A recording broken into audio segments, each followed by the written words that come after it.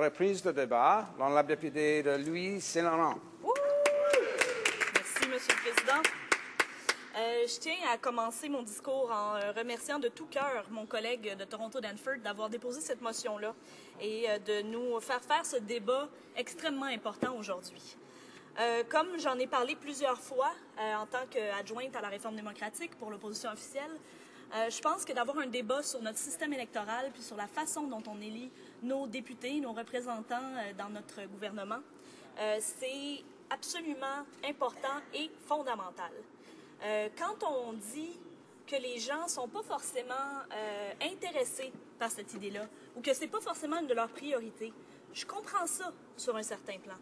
Mais en même temps, je pense que de discuter de notre système électoral et de comment on choisit qui va diriger notre pays, c'est tellement fondamental parce que c'est de là que va découler ensuite tout le reste. Et si le pouvoir est entre les mains de quelqu'un que tu n'es pas forcément d'accord avec leurs valeurs ou que c'est pas forcément en accord avec la valeur de la majorité de la population, bien, je pense que c'est dans l'intérêt de tous d'avoir le système qui est le plus représentatif possible et le plus démocratique possible. On sait pas un secret pour personne que la participation électorale est en déclin au Canada. Le cynisme monte toujours. Les gens ont très peu confiance en la classe politique, puis c'est difficile de les blâmer. Le système actuel, celui qu'on a, à maintes reprises, nous fait défaut. C'est un système qui est brisé et qui est une relique, en fait, d'un siècle passé et qui s'adapte vraiment très mal à notre réalité du 21e siècle. Le système uninominal à un tour qu'on a ici, qu'on connaît plus sous le nom de First Past the Post, ça fait que, d'une certaine façon, on se ramasse avec des gouvernements majoritaires qui ont donc l'entièreté du pouvoir sans avoir un appui majoritaire de la population. Ce qu'on propose, nous, c'est d'implémenter un système de proportionnel mixte qui permettrait d'avoir une partie des gens qui sont élus comme présentement de façon directe, qui représentent un certain endroit au Canada, et d'avoir une proportion de députés qui est élue selon la proportion de votes que ce parti-là a obtenu dans le suffrage. Mon collègue de Toronto-Danforth avait commencé justement à expliquer un peu plus spécifiquement. Donc, l'idée, c'est d'avoir un bulletin de vote sur lequel on vote 2 fois. On commence par voter pour la personne qui va nous représenter dans notre comté.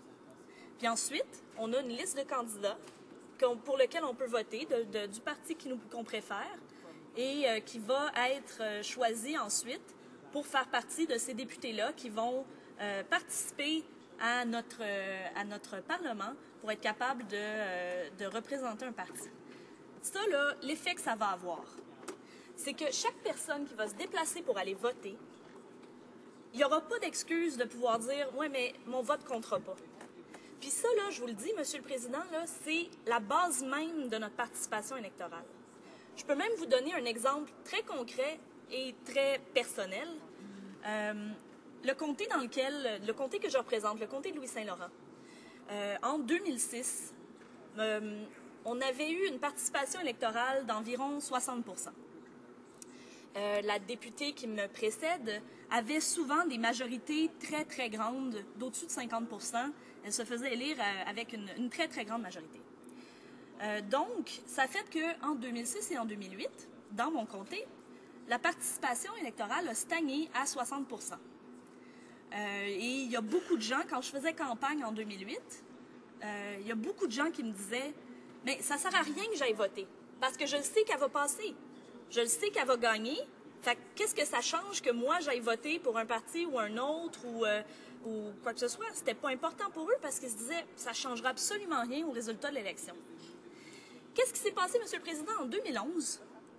Là, en voyant que ça changeait, qu'il y avait un mouvement différent, et là, les gens se rendaient compte, mais si cette fois-ci, je vais voter, bien là, peut-être que ça peut changer, peut-être qu'il peut y avoir quelque chose de différent qui va se passer cette fois-ci.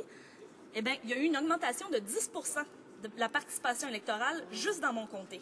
On a passé de 60% de participation à 70%, un des plus hauts taux au Canada. C'est énorme. Puis c'est un exemple très concret de quand les gens réalisent que le vote qu'ils vont aller faire change quelque chose et peut avoir un impact sur à quoi va ressembler leur gouvernement, leur parlement, eh bien, ils vont le faire. Alors là, nous, sur le système qu'on propose, de dire, allez voter pour la personne que vous voulez qu'elle représente votre aire géographique, mais en même temps, l'autre vote que vous allez faire va compter. Parce que chaque vote va s'accumuler et le pourcentage de gens qui auront voté pour ce parti-là, ça va changer la composition de notre Chambre. Alors si, par exemple, évidemment, le cas qui est très souvent cité, c'est celui du Parti vert. Parce qu'il y a beaucoup de gens à travers le Canada qui appuient ce parti-là. Mais quand arrive le temps de voter, dans chacun des comtés, c'est une petite partie rétablie à travers le Canada. Mais pourquoi ces gens-là ne pourraient pas se faire représenter dans notre Chambre des communes? C'est quoi le problème avec le fait de dire chaque vote devrait pouvoir être reflété dans notre Parlement? Donc, moi, je pense que c'est la meilleure façon de faire ça. Puis, quand, en septembre 2013, j'ai eu la chance de participer à une conférence qui s'appelait Make Your Vote Count, donc pour que chaque vote compte à Orillia. C'était super intéressant. J'étais avec une représentante du Parti vert, en fait, sa chef, et une représentante du Parti libéral aussi. Et on a eu une super belle discussion multipartite sur comment on peut faire pour que chaque vote compte au Canada. Et puis toute la fin de semaine, il y a eu plein d'ateliers et plein de discussions sur les moyens de s'assurer que les Canadiens puissent regagner un petit peu de confiance dans notre système politique. Bien, ce qui revenait toujours, c'est ça, c'est si on veut vraiment que les Canadiens pensent que leur vote compte, si on veut que les gens se disent « Oui, je vais me déplacer le jour de l'élection, puis je vais y aller, puis ça va fonctionner », bien, on a besoin, Monsieur le Président, on a besoin d'introduire la proportionnelle dans notre système électoral. On n'a pas le choix. Quand on regarde la composition de la Chambre des communes, qui est censée refléter la population canadienne, parce qu'on est là comme représentant de notre population, les femmes sont sous-représentées. Les jeunes sont sous-représentés.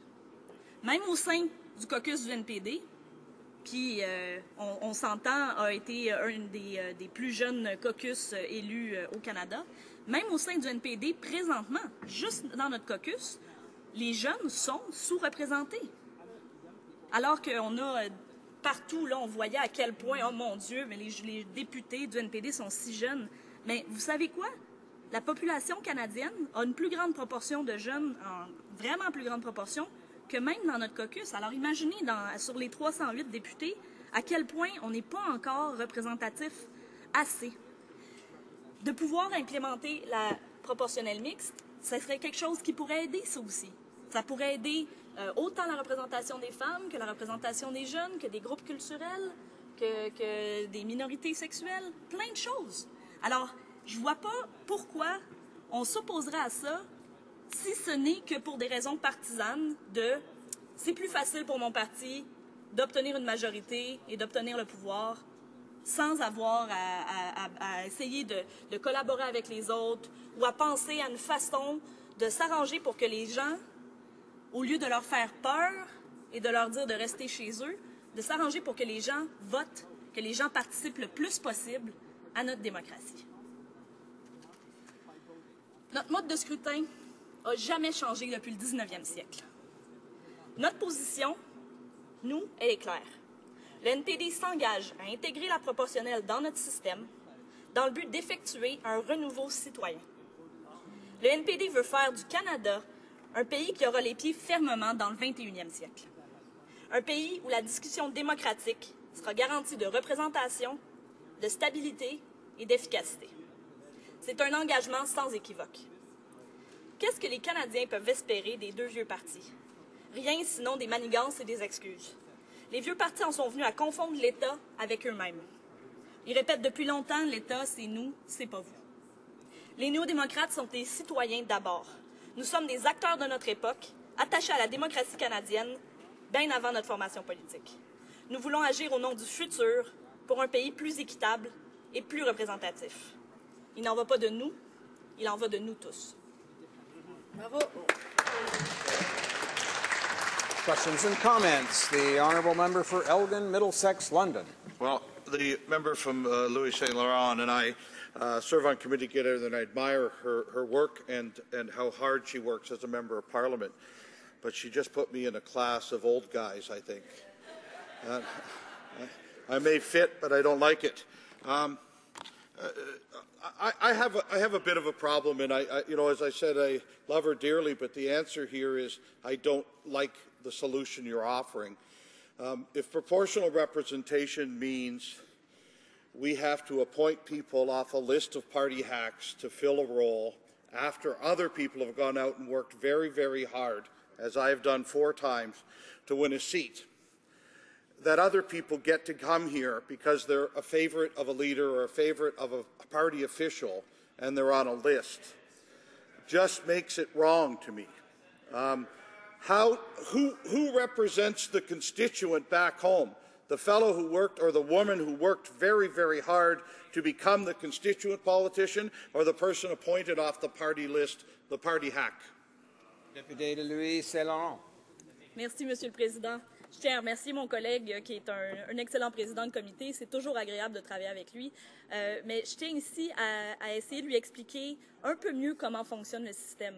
Donc, premièrement, chaque Canadien va toujours avoir un député qui représente sa région, à qui il peut aller voir et qui va représenter son coin de pays. Le principe de la liste, c'est qu'il n'y a pas seulement les listes fermées non plus. Là. Nous autres, ce qu'on propose, c'est d'avoir une liste ouverte où c'est les gens eux-mêmes qui sont capables de voter pour les candidats qu'ils préfèrent. Donc là, à un moment donné, je pense qu'il y a une façon de se dire les meilleurs candidats, faut faire confiance à la population qui soit capable d'aller voir qui sont ces candidats-là puis de pouvoir choisir à travers cette liste-là lesquels sont les mieux pour les représenter. Questions and comments. The honourable member for Trinity Spadina. Well, as the proud member of Parliament for Trinity Spadina, I'm proud to represent the only provincial district in 2007 in Ontario that voted for proportional representation. We had to fight the NDP very, very hard to get that put in place. But the prevailing thought of the province was not to go in this direction because of the vagaries of the system. I've just listened to the presentation made by the honourable member, and I understand that there are more details to this proportional representation proposal than are currently in the motion in front of us. For example, this list of 100 people.